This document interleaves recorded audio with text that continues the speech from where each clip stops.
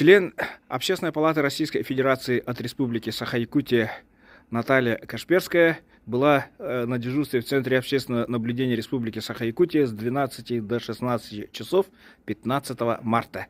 Как прошло дежурство? Дежурство прошло в штатном режиме. На посту находятся члены Общественной палаты Республики Саха-Якутия.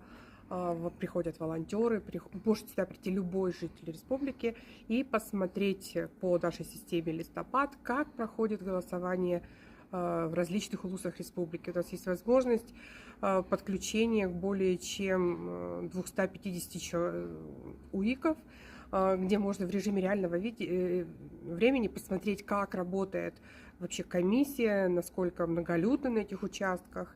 Поэтому все в штатном режиме, все очень хорошо. И мне кажется, я думаю, что все эти 3 дня пройдут очень позитивно.